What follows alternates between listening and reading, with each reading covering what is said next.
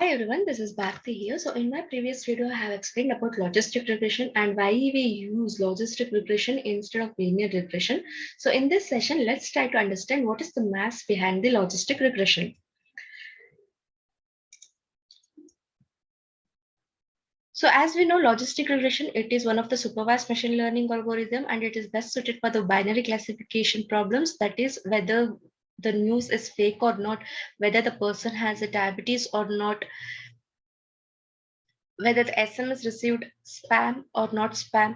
So in such cases, we will be using the logistic regression, and those are called as a binary classification problem, wherein our output or target variable tries to find out whether the person has a diabetes or not, or whether the news is fake or not. So as we know, the equation which we'll be using for the logistic regression, it is y hat is equal to 1 divided by 1 plus e minus c.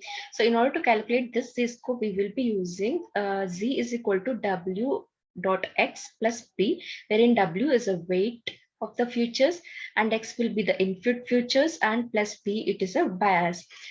So y hat represents the probability of the class, like as I said, what is the chance, what is the probability of a person having a diabetes or not? What are the chances or what are the probabilities whether the news is a fake or not? X represents the input features and W represents the weights and B represents the bias. Also, in order to calculate this sigmoid, we will be using y hat is equal to sigma plus, sigma into Z. So let's try to understand by taking the data set examples of a breast cancer. So here I have taken only 2 points.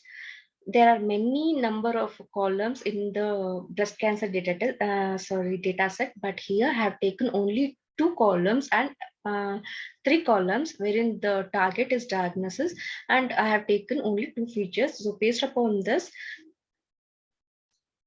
I am trying to explain like what exactly.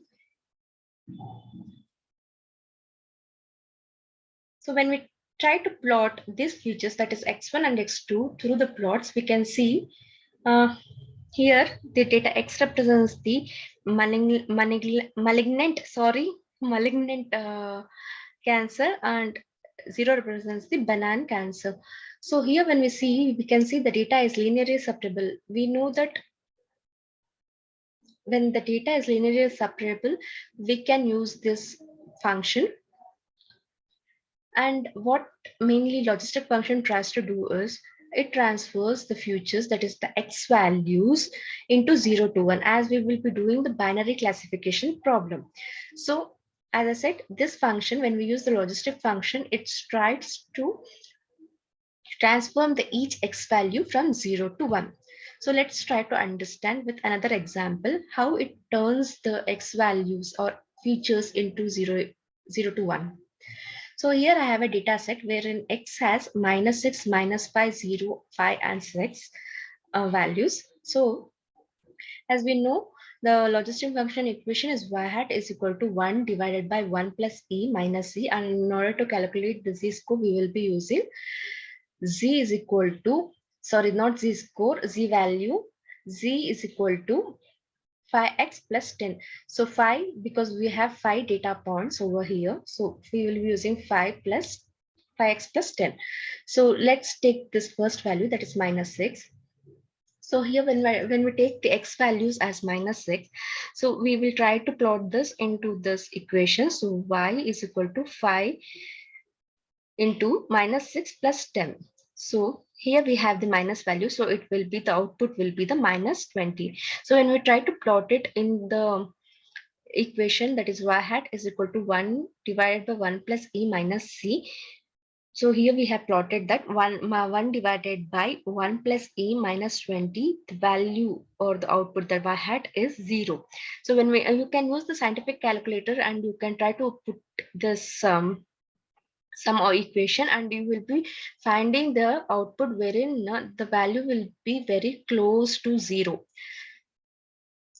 Same, it is applicable for -5, 0.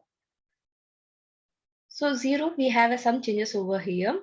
So when we see x value is 0, and when we try to find out the z value, that is 5 into 0 plus 10, that our z value will be the 10. So plotting this equation, that is y divided by 1 plus e minus 10, our value y value will be 1, y hat value will be 1. So when we try when we use the calculation, the output will be very close to the point 1. So our output, that is y hat, will be equal to 1. And for x also it is 1, and 6 also it is 1. Sorry, my mistake, I have not changed over here.